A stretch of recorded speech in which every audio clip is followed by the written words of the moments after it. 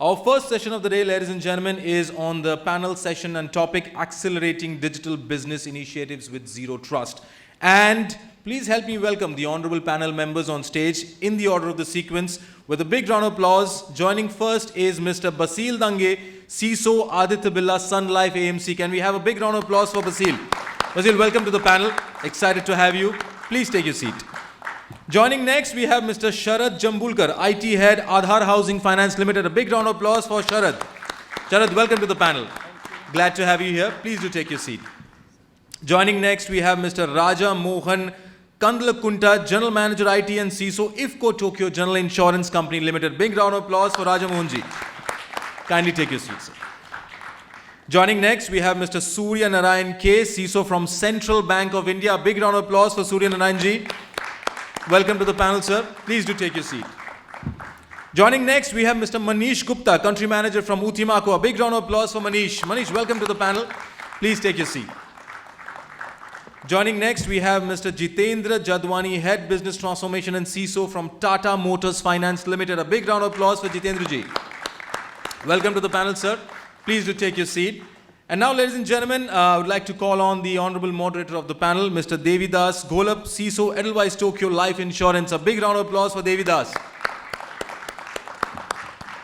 So, gentlemen, first panel session of the day. And Devidas, all over to you, moderator and captain of the ship. Looking forward to a cracking session.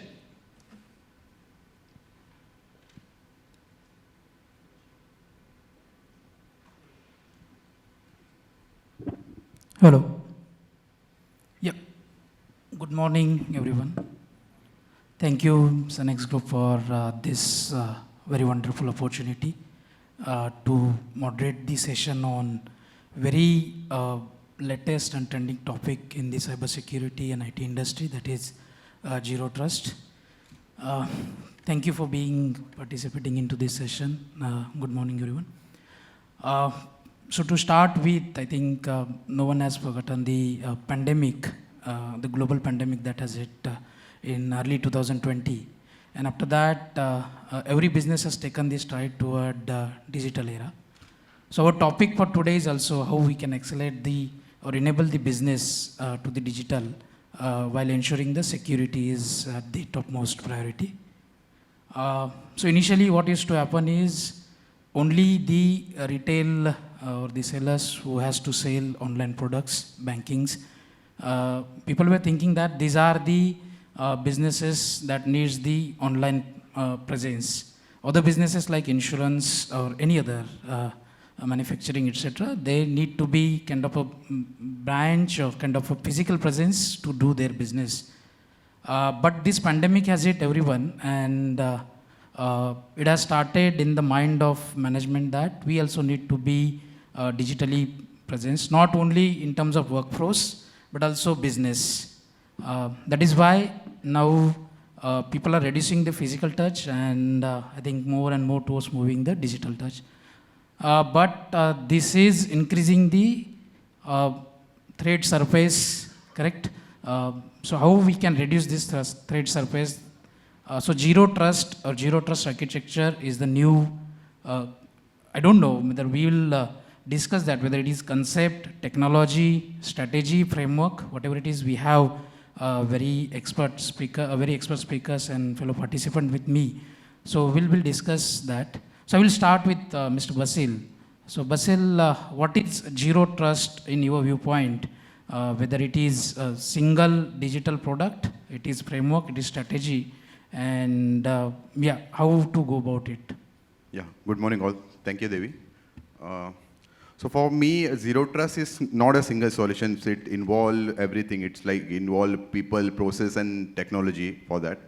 And Zero Trust is not something new. We have been using a Zero Trust from a long time. Like when I was in school, when I was coming back to home, my mother, even after knowing that I will be the only person who will be coming at that time at home, but she used to validate either through my voice or through like doorknob or door hole, whether it's Basil or there's some other persons coming to the home. So it's not something new what I see, and every organizations have some or the other form of Zero Trust in their network. So like if you talk about governance point of view, Like we have already have a process where we have a production servers or any UAT servers which is going installed in our network. We perform a CA, VA, if application is getting deployed in the network, we perform AppSec, and without those identifying what are the security gaps, we don't allow that device to connect in our network. So I think Zero Trust is already there with all the organizations. Now it is like how you will be able to stitch the different kind of solutions and technologies. Like if you talk about data, we have a lot of solutions around data. We have IRM solutions, DLP solutions, DRM solutions. Now stitching all these solutions together and having a Zero Trust around data is the what we have to see within the organizations. That like similarly for the network devices, like recent trend, as you rightly mentioned, most of the people are working from home. So like VPN solutions, we're using a traditional VPN solutions for ages now, which used to work on layer 3, layer 4. Now people are coming and telling a Zero Trust VPN solution. So what's Zero Trust VPN solutions? Allowing based on access based on the user identity. So that's what it's like. What I see, it's involvement of people, process, and technology, and governance factors as well. Thank you, Basil. I think one of the good example you given is your mother used to verify you at the door, whether it is Basil or someone else. So the identity and trust, I think identifying or challenging the identity of everyone, user, asset, I think that is the one big point I have from Basil's viewpoint. Yeah, next question is to Mr. Suryanarayan. Why, if it is, as Basil said, if it is there in the industry for long period of time, then why it is the buzzword now? Why everyone is starting with the product companies, starting with the industry professional like CISOs and CIOs and with the board also. Why now everyone is focusing on we need to go for zero trust security or zero trust architecture? Yeah, thank you and good morning to all. See, after the pandemic, the work from home culture was increasing. Now, anybody who has started work from home, they don't want to go to office now. That was the trend now. So, previously, there was only internal employees and some outside access mechanism. So, one firewall will take care of all these things. Now, because of this increased attack surface, because of work from home and third-party vendors also are accessing organization systems. So, there should be some mechanism to authenticate everywhere. The main concept of zero trust is, it is not, we don't have trust, we have trust, we should have trust. At least the solutions we are using, we should have trust on them, otherwise how it will work. So it is not about zero trust, the concept is to authenticate everywhere, anytime, so that there will not be any malfunctioning of the access or systems. So in banks, and I am representing a bank, so in banks and all this concept, because the zero trust is not a single solution, it is a concept, like already told, that is about people, process and technology. Everywhere we should ensure that the authentication is proper, on the right people is accessing the right systems with their least privilege. That is the concept of zero trust. So in banks and all, previously also this access mechanism is the basic of the banking e-channels. So it is available for the customers also, it is available for internal employees also, and it is available for third-party vendors also who are accessing, permitted to access bank systems.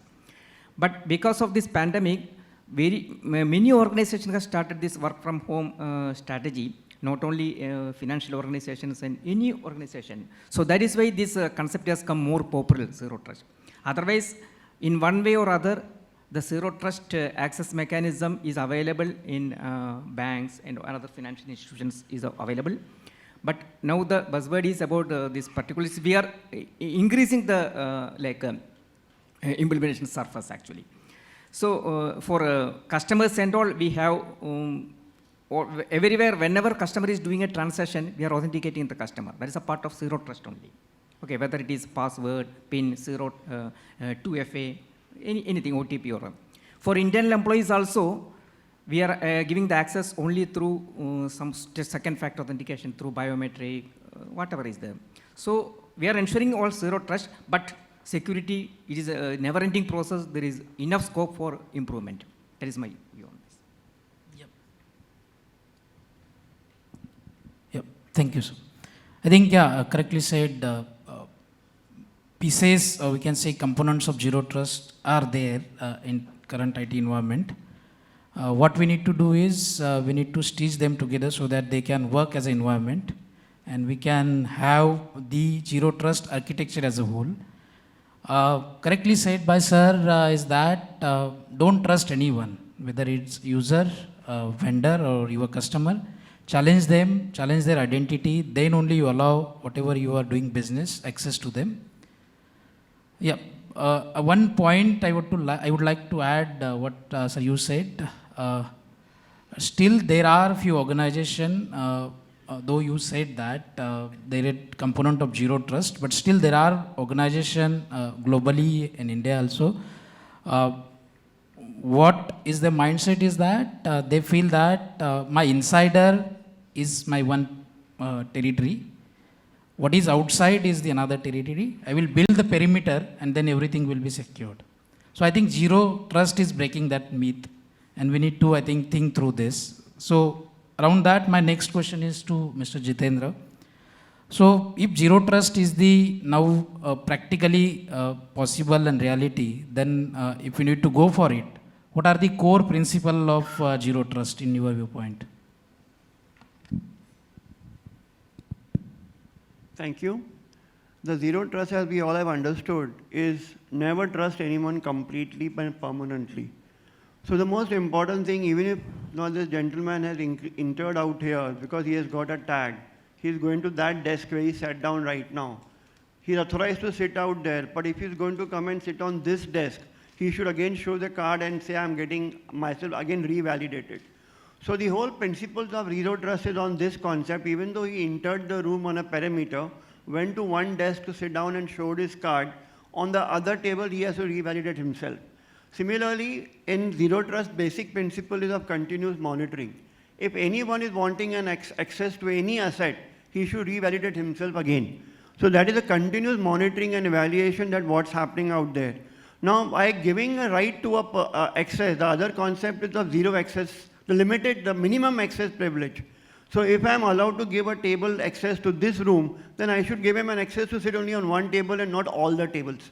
So that is the second concept of giving a least access privilege. The third one is of micro-segmentation. We have divided this room into multiple tables.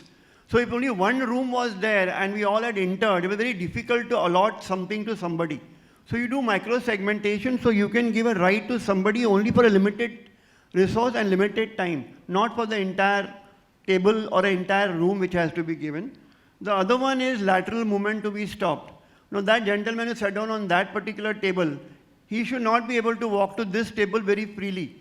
He has to be again authenticated at this table.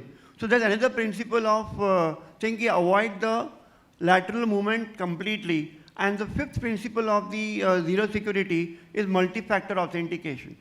That when he entered this particular room, was he supposed to enter as a part of the CISO summit? If yes, then give your OTP number.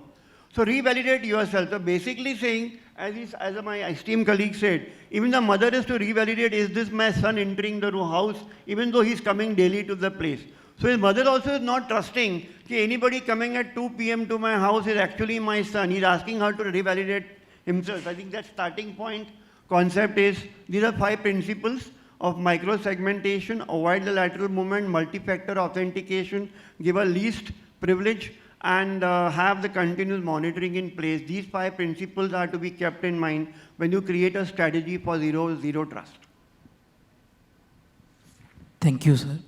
I think, these are the principles you very correctly highlighted with, I think, the very relevant example of today of this particular forum and this particular hall.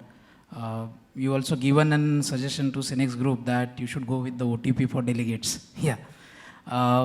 So you highlighted on micro-segmentation and lateral movement. I think lateral movement is one of the challenge with many solution at the layers. Still organization are not able to identify how lateral movement happens when there is an incident.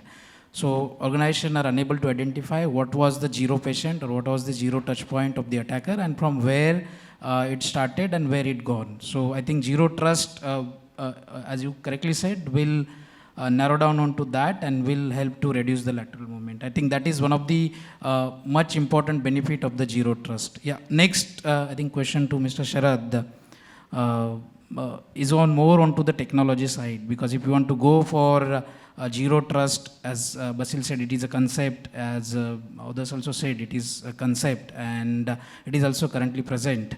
So can single solution provider, whether it is currently if organization is having other solutions deployed at the perimeter or at the endpoint level, so can single solution provider will suffice the zero trust as a whole architecture for the bigger or mid-sized organization, or do we need to go beyond the single solution, and how this particular environment will go hand in hand? Will there be any integration issues, compatibility issues? This will create more complexity into the IT architecture, or this will solve the problem? So yeah, your take on this. Hello, good morning to all. So I think, Devi, you asked a very executional question where there is no single solution possible.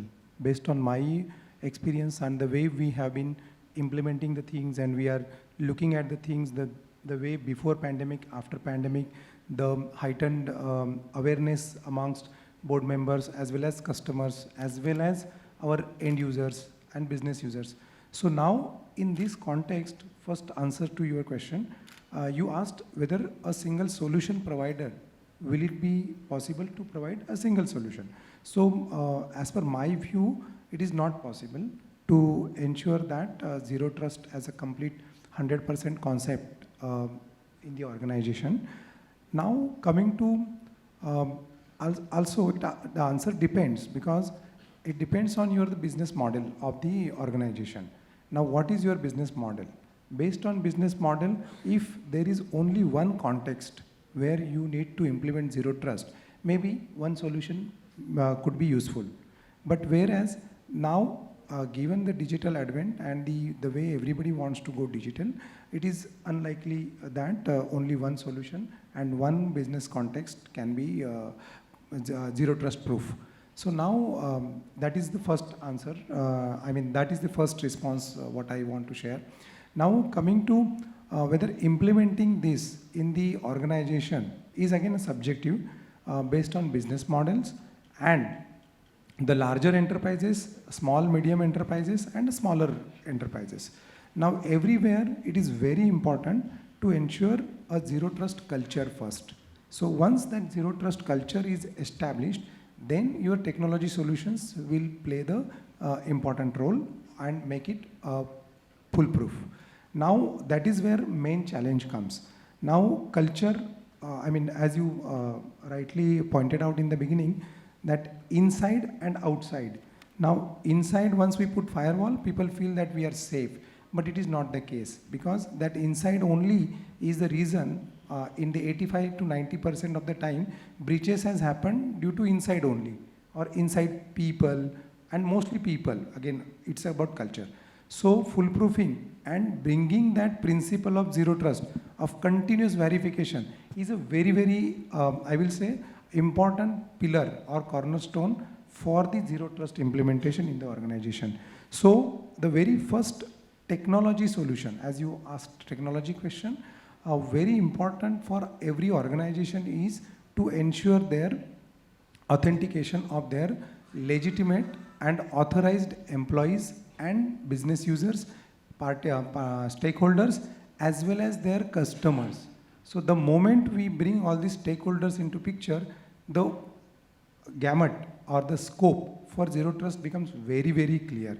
Now from that perspective, technology solution, many small organizations, which I have seen, some startups and all organizations, where we want to, as an IT leaders, we want to save cost, we go to them. But when we look at their systems and their readiness for this zero trust, I think it is very poorer side, because they are using cloud, they are using local PCs, local machines for the development. They have people who are developers, but there is no awareness and there is no zero trust readiness.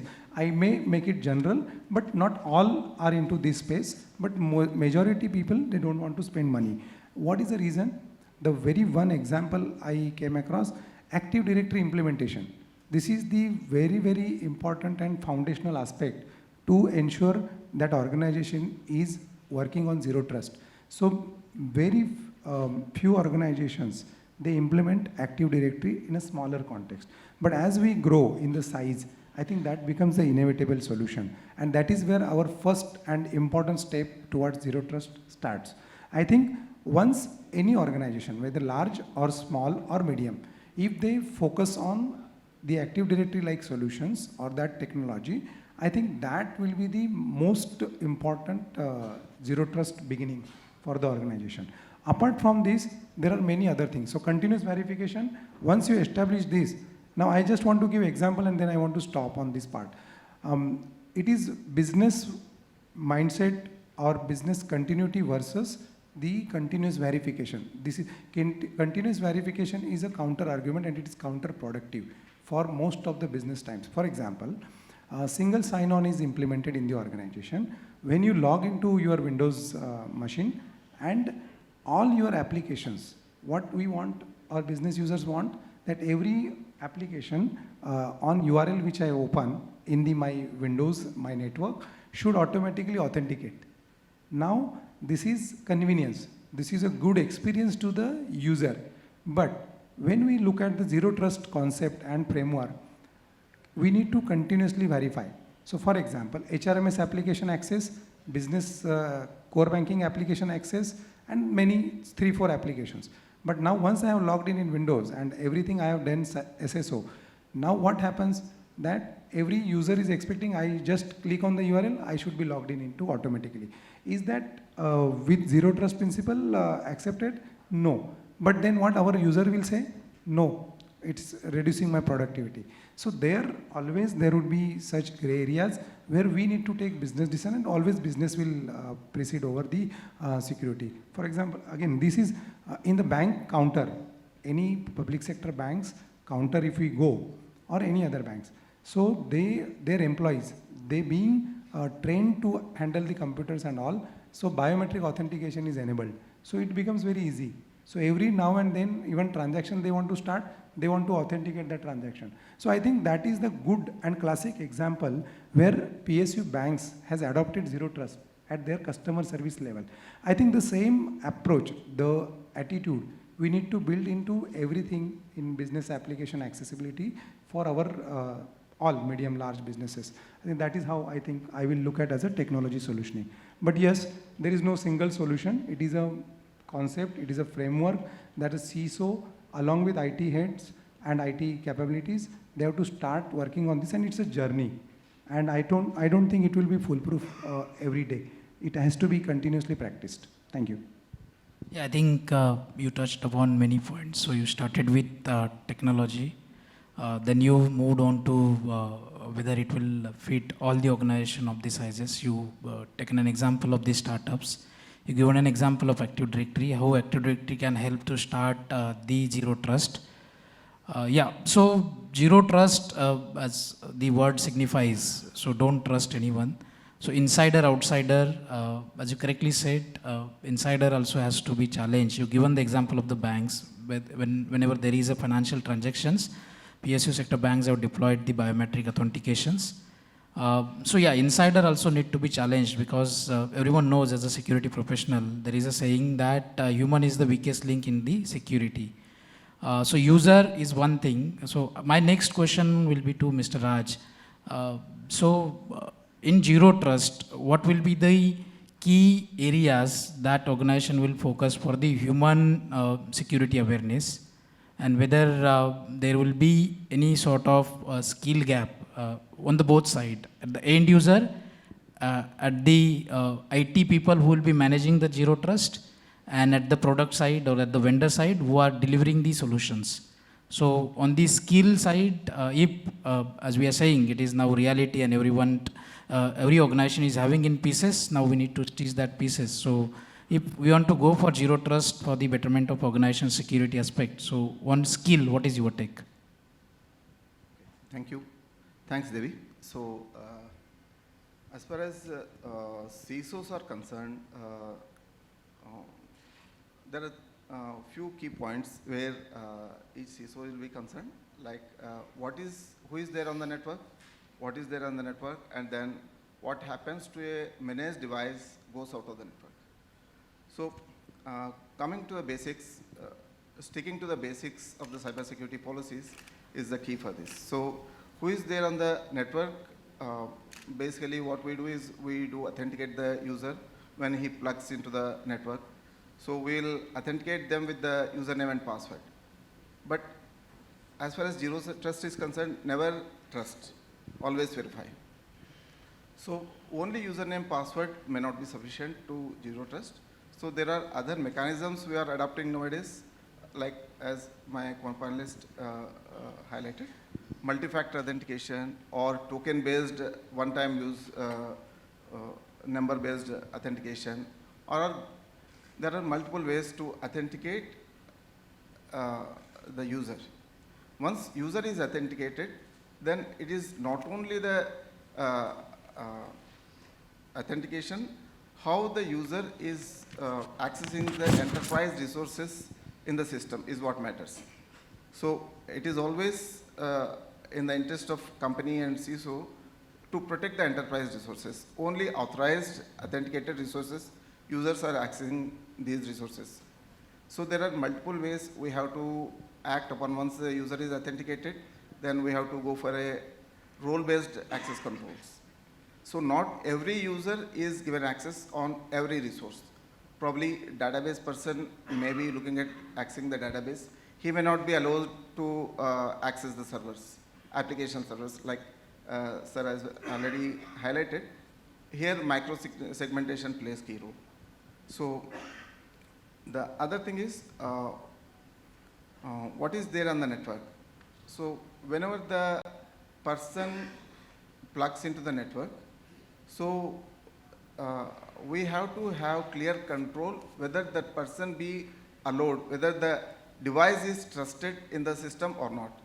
If unknown system, alien system is, device is getting connected into the system, then we need to have that control to block that, and after verification, due diligence only it is allowed.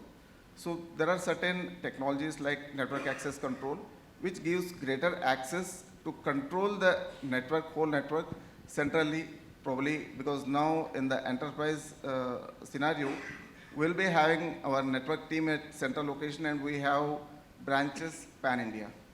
So in a remote location in our branch, if somebody is coming out with their own device and plugging into our network, we should be having control to allow or deny that device to access our network.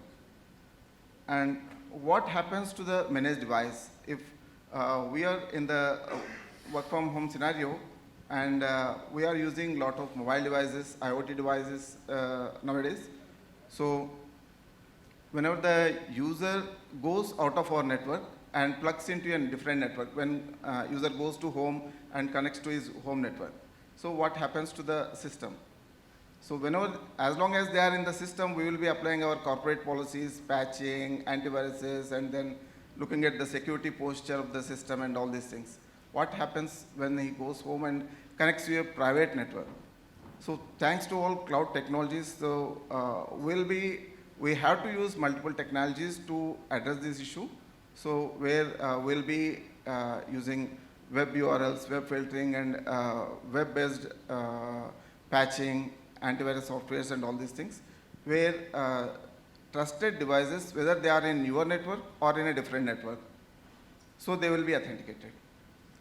So as far as the skill gap is concerned, yes, since no single person can, technology can cater to this zero trust concept or framework, so we have to use multiple technologies and we have to have multiple resources catering to these technologies dedicatedly.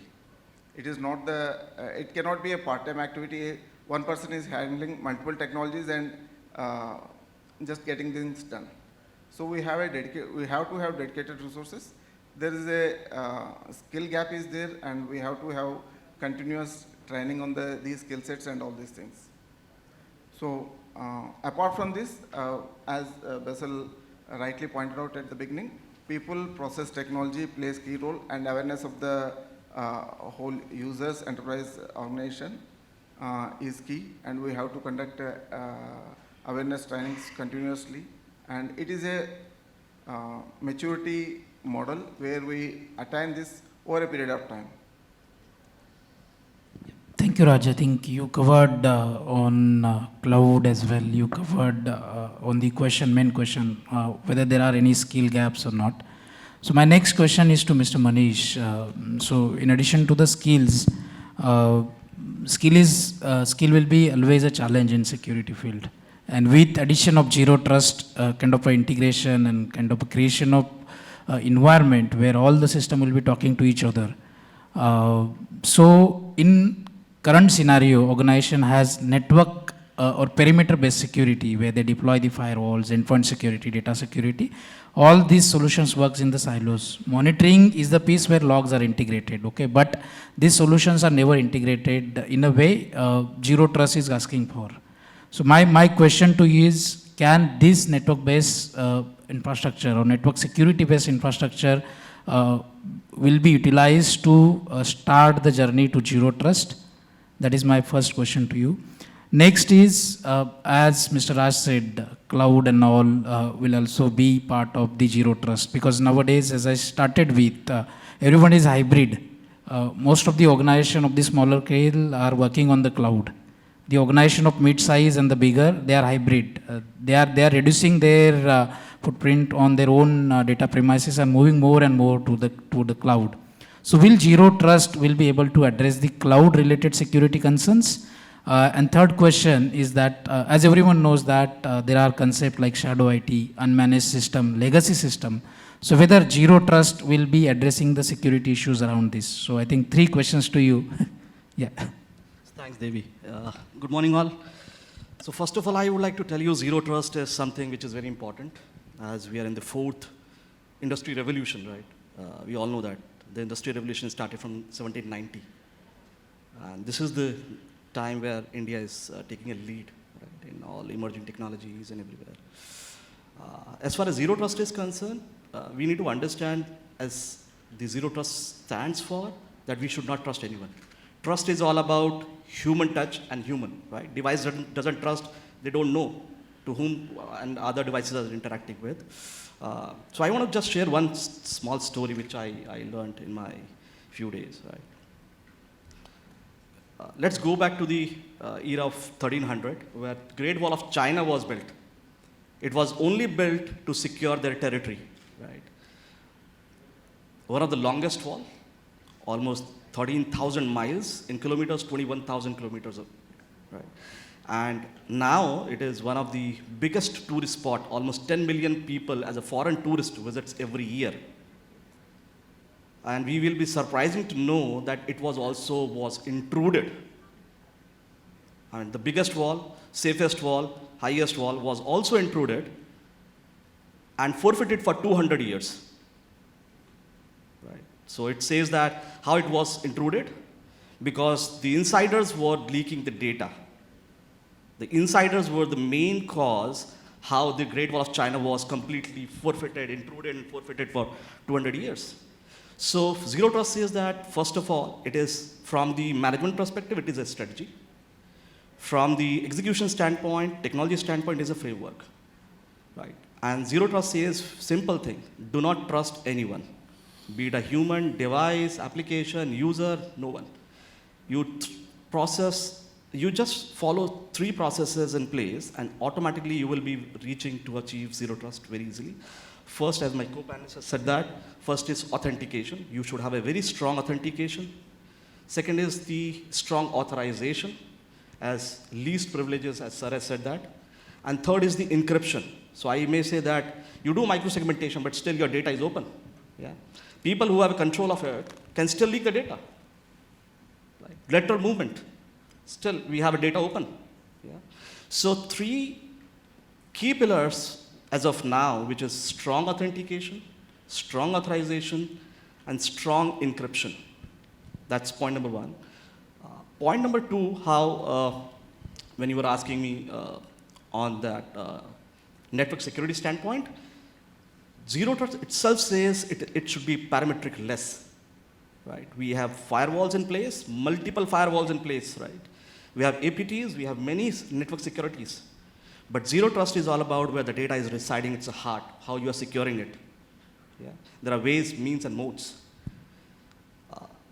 Pandemic is a blessing in disguise for all of us, where we have started realizing how important this data is, how we are securing it, and we all are saying data is on oil, right? Which is exactly an oil, because oil, when you get a crude, right? You don't get a refined oil. When you process it like a data, then you understand it's a craft oil, or a diesel, or a car oil, right? That's how the data is all about. So coming to your question, parametric security is just a security to secure yourself from the outsiders. And many IT research organizations have shared report in last 5-6 years, continuously on a year basis, where they have told very categorically that 79% of the data leakage, right, or the breaches happens from the insiders. It could be knowingly, it could be unknowingly also. It has never been always knowingly, but it could be unknowingly. But your organization's position, reputation is on stake. As simple as that. Coming to your second question, when we are moving from on-premise to the hybrid or to the cloud, yes, it is even more important. Because when you are having a data in your on-premise, at least you know your data is residing, right? You know your people who are managing it. Still you can catch hold of people's. But when you are moving to the hybrid mode or even the control of complete cloud, you don't know, right? Who is managing your data?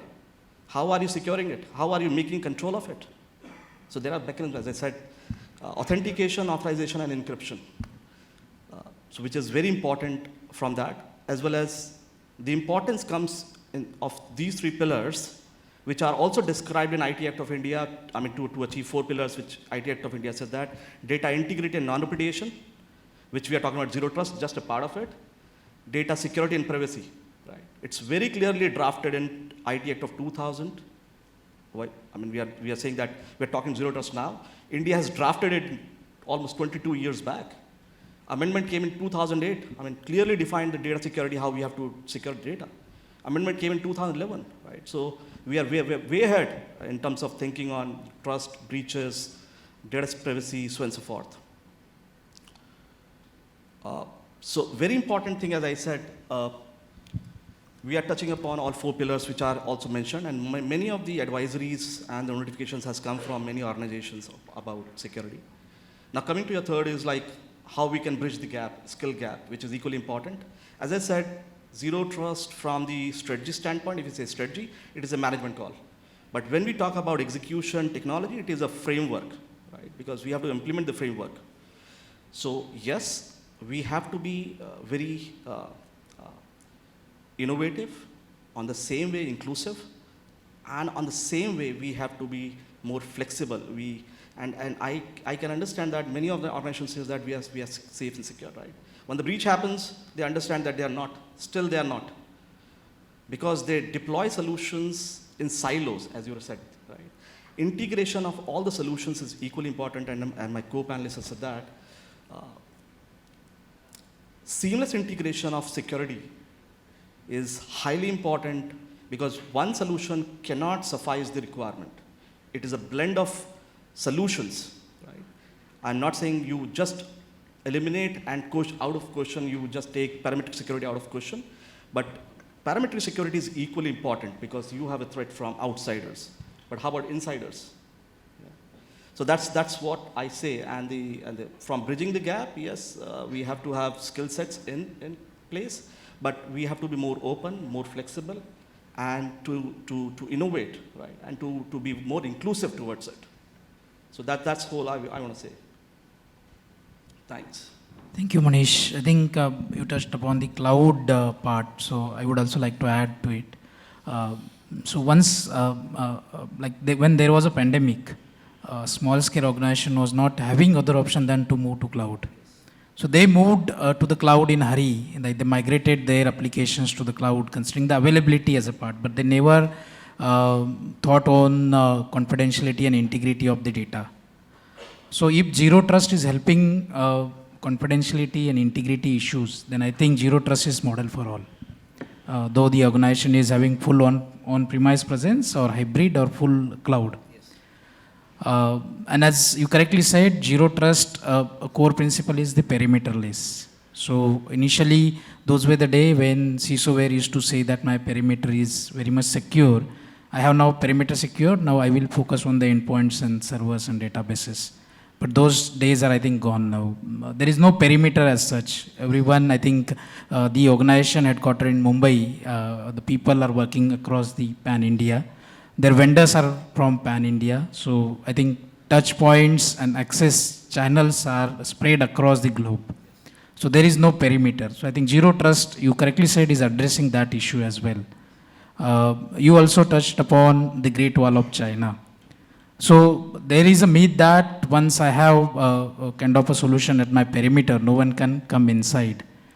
But as I said, in cricket it is said that batsmen need to defend every ball, and bowler needs one single good length ball where it will hit the wickets, and batsman's journey on the wicket is ended. So same way for CISO, it is every day. They need to defend against the attacker. And attackers, they don't have to lose anything, right? They are doing the kind of work where there is nothing at the stake. But for CISO, everything is at the stake, right? Organization, business, reputation, customer interest, regulatory impact, everything is at the stake. So I think from that point of view, Zero Trust will help the CISOs. And you correctly said insiders are the one who most of the time are part of the incidents, unknowingly or knowingly, correct? So my next question, as I touched upon the regulatory, so to Basil, whether it will help to achieve the regulatory compliance in true sense, not just for the check in the box for audit purpose.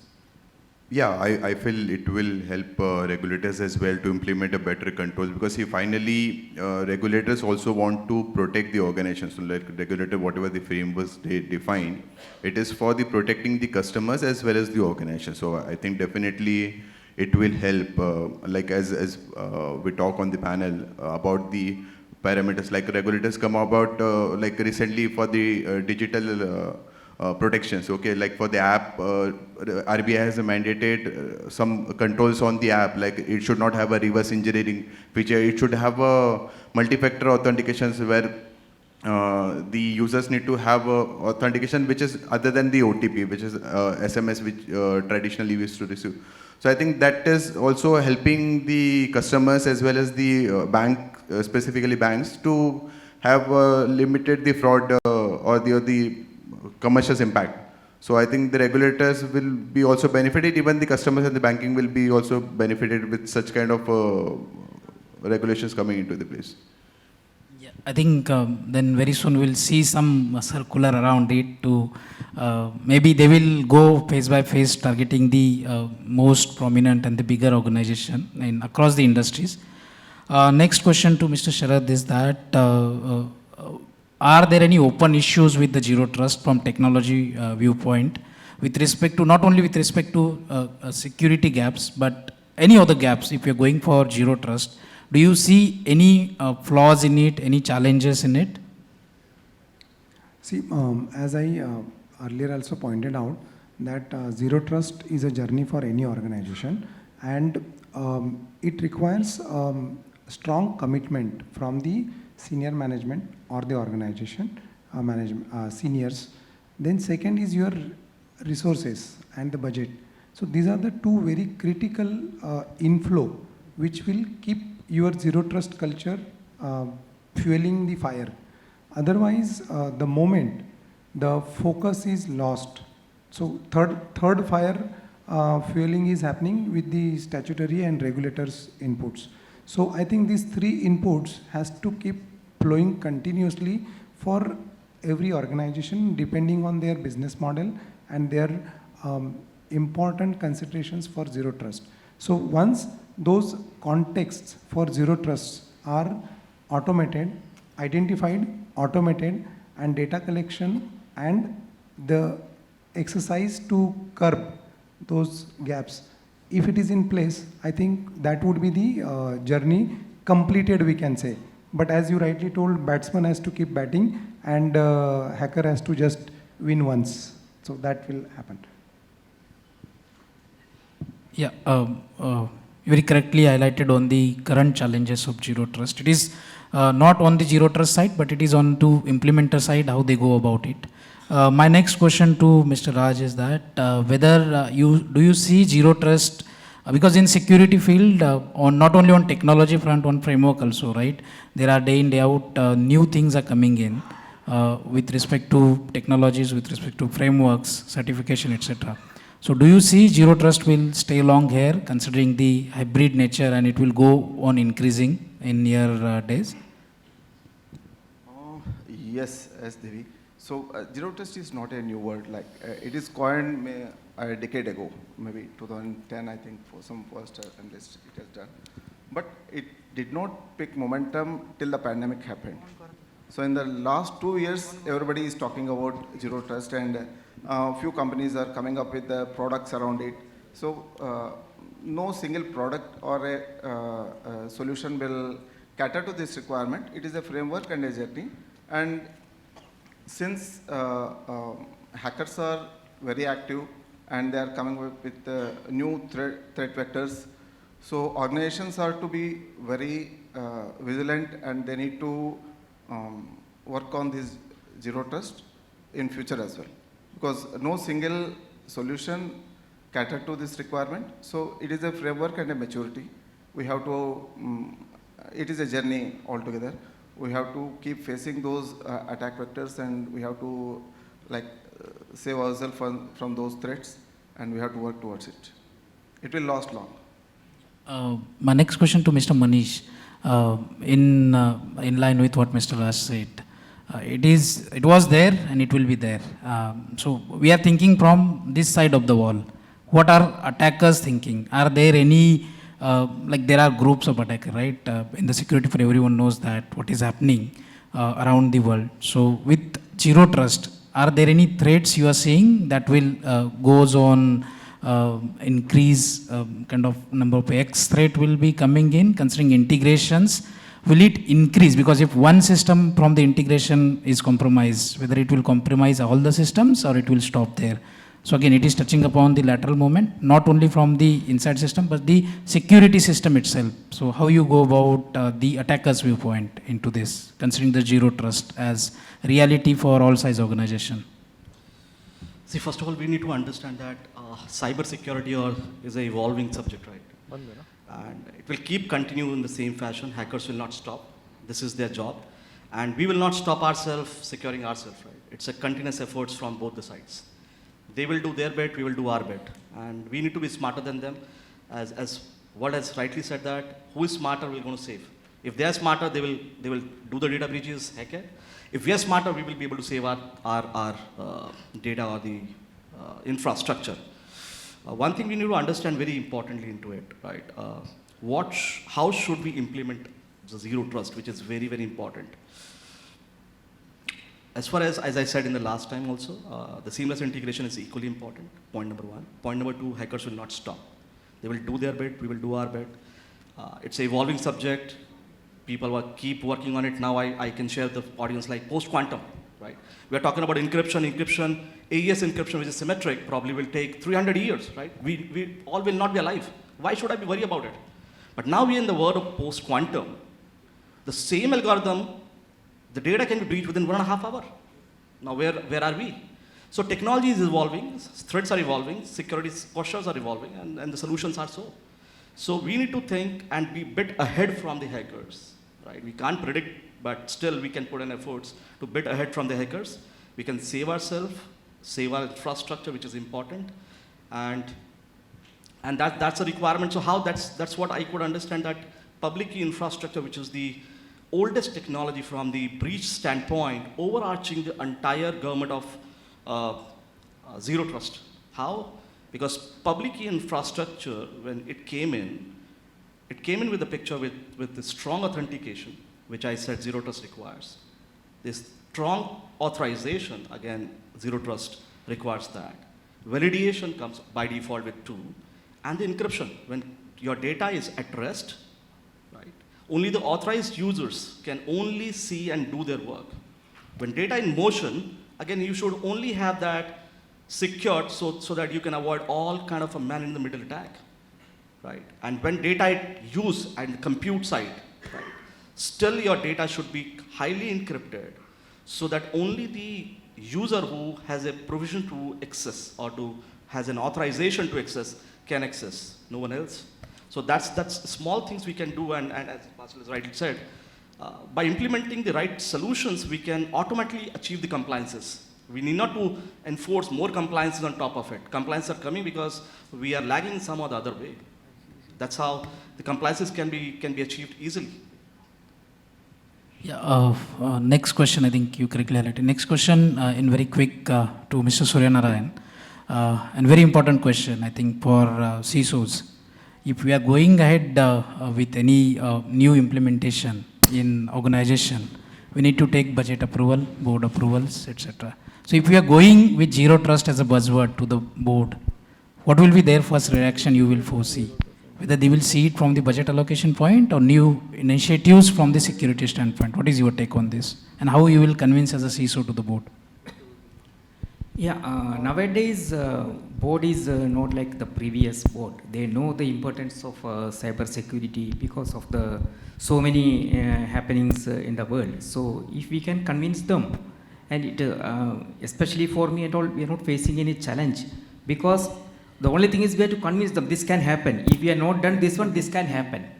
So the budget is not a constraint, but of course it's our duty to convince them properly and to draft the note accordingly so that it will not be a challenge for a budget and all. But based on the actual requirement, we have to propose. One thing I want to add here is that, see, now we have to look beyond zero trust now, because zero trust is about the access mechanism and authentication at all stages of as part of zero trust. Now, once we have authenticated one user, we have to see what he is doing.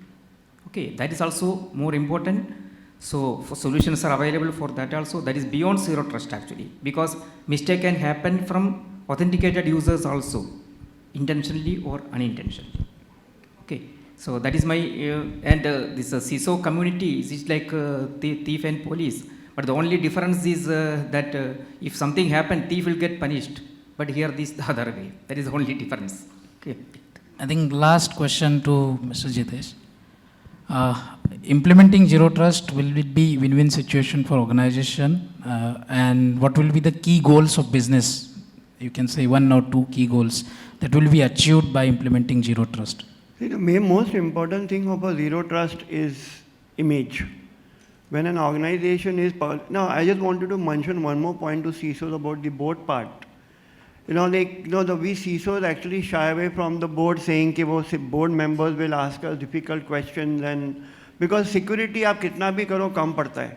But my suggestion and this is my experience is involve the board, communicate to the board what are the challenges we are facing, partner with them and involve them in decision making. So may tell them that zero security is what and how will it benefit the company. They will definitely give budget because the board is here to secure the business and make the business move forward.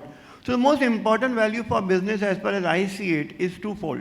One is the image of the business gets completely heightened because as an organization, if I know that this organization has implemented zero security, my trust in that company goes and the people will be more comfortable working with you and logging in. Because the most important issue right now is publicly people are still scared to log on and work digitally because there's always a worry that my data will be hacked, my money will get transferred.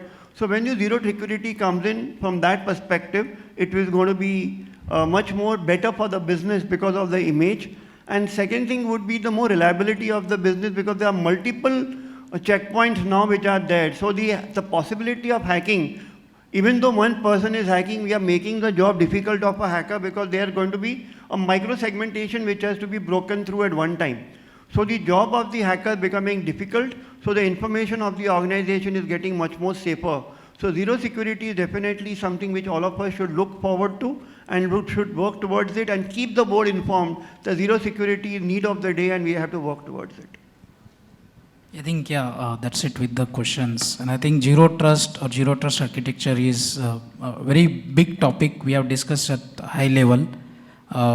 If we touch upon the technologies, integration, the discussions will be never ending. But still, the fellow panelists and the expert speaker here today have touched upon many points of it, which will have enlightened the minds of CISOs present here, and they will surely go and research about zero trust architecture and how they can go about zero trust architecture in their journey of a CISO.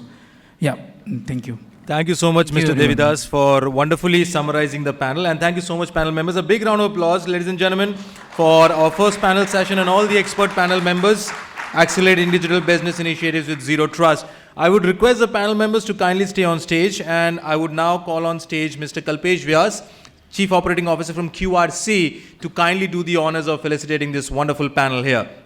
Kalpesh, thank you for doing the honors. We'll start with Mr. Basil Dange first.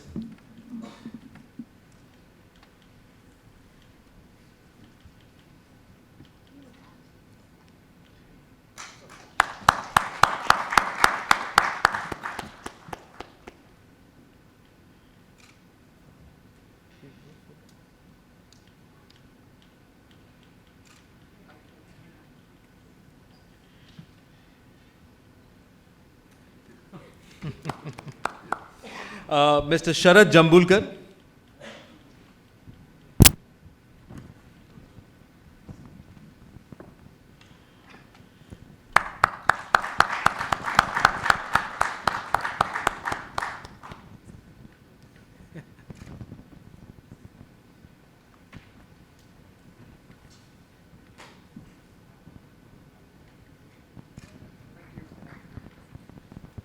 Sharadji, there is one more. Mr. Raja Mohan.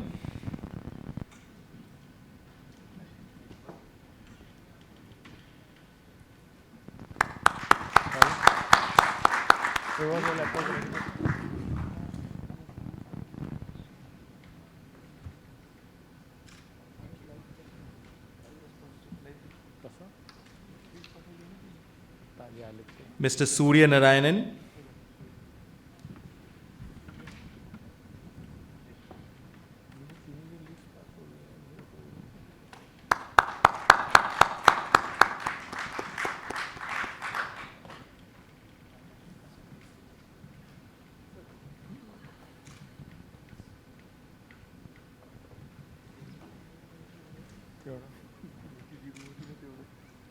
Mr. Manish Gupta.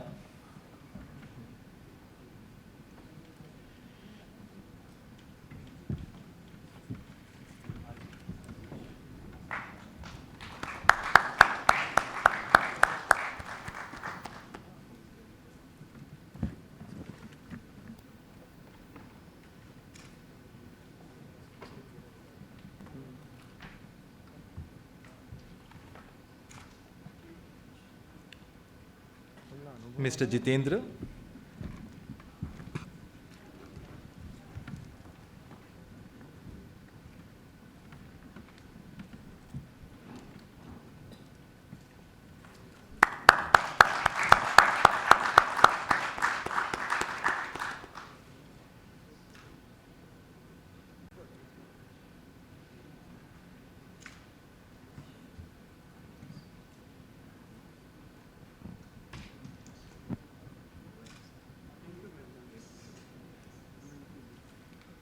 And our honorable moderator, Mr. Devidas.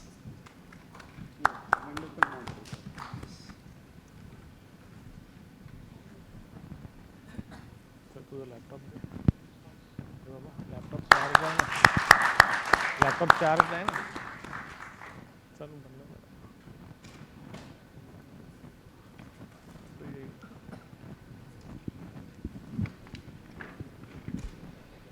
Kalpesh ji, if you could join the honorable panel members for a group photograph.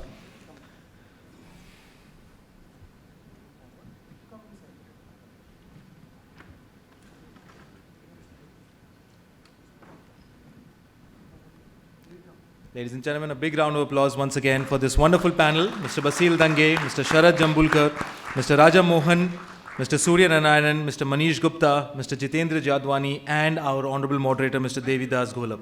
Thank you so much, gentlemen, for that wonderful session and for enriching all of us. And thank you so much, Kalpesh ji, for doing the honors as well.